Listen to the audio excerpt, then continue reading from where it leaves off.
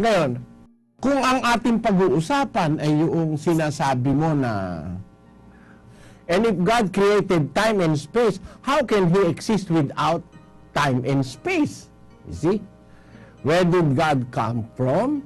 And who is the creator of God? Ayon, yun ang mga tanong ng pangkaraniwan na ng mga hindi naniniwala sa Diyos. Karaniwan na itong tinatanong ng mga ateista dahil ito mismong dahilan kung bakit magulo at hindi naintindihan ang konseptong Diyos. Walang matinong resulta sa mga discussions tungkol sa kahit anong paksa kung ang mga terms o salita na ginamit kung hindi man incoherent ay ambiguous o malabo. Sa usapang relihiyon, walang coherent o malinaw na definition sa mga salitang ginagamit, especially sa salita na Diyos mismo.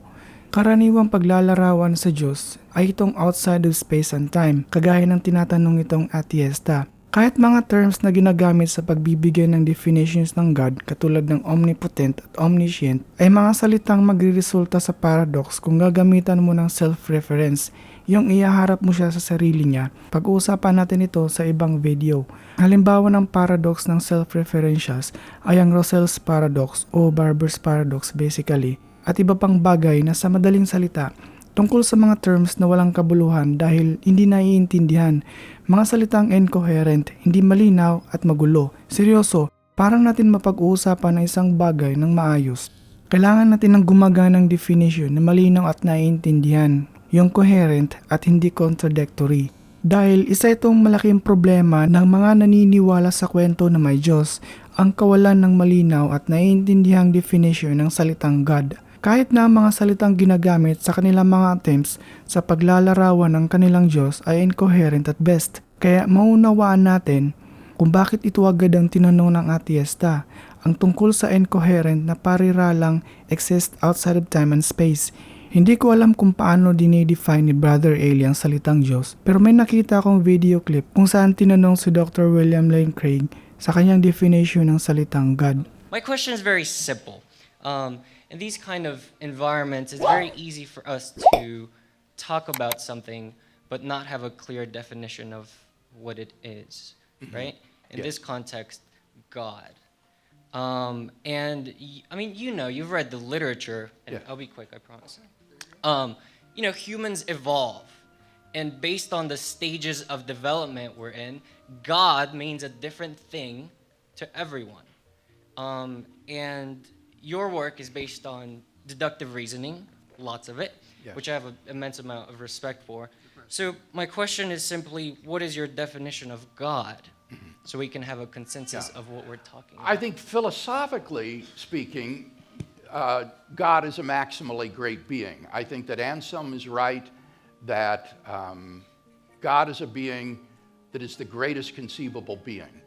But for the purposes of this discussion, I don't need to insist on that. I will simply say that God is the being which is described by the conclusions of these arguments, namely, a beginningless, uncaused, timeless, spaceless, immaterial, enormously powerful, personal creator and designer of the universe who is the locus of absolute moral value and who exists with metaphysical necessity. And that would be my working definition of God. That's what I'm trying to prove. Kapag sinabi nating nag-e-exist ang Diyos sa labas ng space at oras o ang Diyos ay spaceless at saka timeless, para na rin nating sinabi na hindi nag-e-exist ang Diyos sa kahit saan at kahit kailan. Imagine nyo, kunyari ito ang lahat ng space at ng oras. Actually, sa general relativity at special relativity ni Einstein, walang absolute na space at walang absolute na time. Kung hindi, iisa lang ito na siyang tinatawag na space-time. Pero hindi yan ang pag-uusapan natin. Kunyari ito ang lahat ng space at oras. Sabi ni Dr. Craig at ng iba pang mga kagaya niya na ang Diyos daw ay outside o wala dito. Hindi naman natin pwedeng sabihin na dito ang Diyos dahil mga ngahulugan lang yan na space din ito kung gagawin natin siyang location, right? Right? At papaano mag-exist ang kahit nano outside of time? Paano ang isang being gagawa ng kahit nanong action? Kahit mag-form man lang ng thought for example. Dahil bawat thought ay may simula o kahit na anong action for that matter. Ang tanong, gumagalaw ba ang Diyos? May mga actions ba ang Diyos? Kung oo, then it means nasa loob siya ng space-time dahil hindi siya makakagawa ng any actions kung hindi niya ito sisimulan.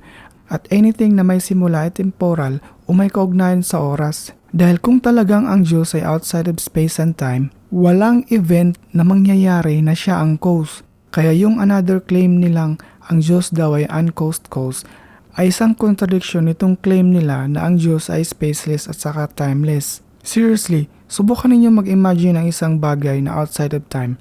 Subukan nyo, para maging outside of time ang isang entity or being, ay nakasuspend lang ito dahil ang oras ay pagbabago at ang pagbabago ay pangyayari. Walang ginagawa na kahit na ano, walang iniisip na kahit na ano, dahil the moment na may pangyayari, that is event, then contradiction na ito. Dahil para magkaroon ng pangyayari, kailangan natin ng location sa space at oras. Kaya sa tuwing magbabalita tayo ng pangyayari, sasabihin natin ang lugar at oras. Kunyari may birthday party. Sasabihin ninyo, may handaan doon kina Babylin mamaya. There, may location, may oras. Kahit hindi man natin banggitin na mamaya mangyayari ang handaan, ina-assume na natin na may oras kung kailan ito mangyayari. Dahil ang pangyayari ay temporal. Dahil paano nagsimula ang pangyayari kung walang oras?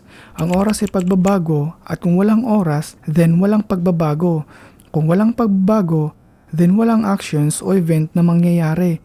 So ang pangungusap na ginawa ng Diyos ang space at oras, sabay sasabihin na ang Diyos ay spaceless at saka timeless, ay walang kabuluhan. Isa itong konsepto o ideyang hindi nakadugtong sa realidad at kahit sa lohika man lang. Madalas sa mga salita na kasama sa mga definitions ng God ay mga nonsensical katulad nitong outside of space and time o spaceless and timeless. So until makakapagbigay ng matinong definition ang mga Atheista sa salitang Diyos, mananatiling nonsensical ang position nila.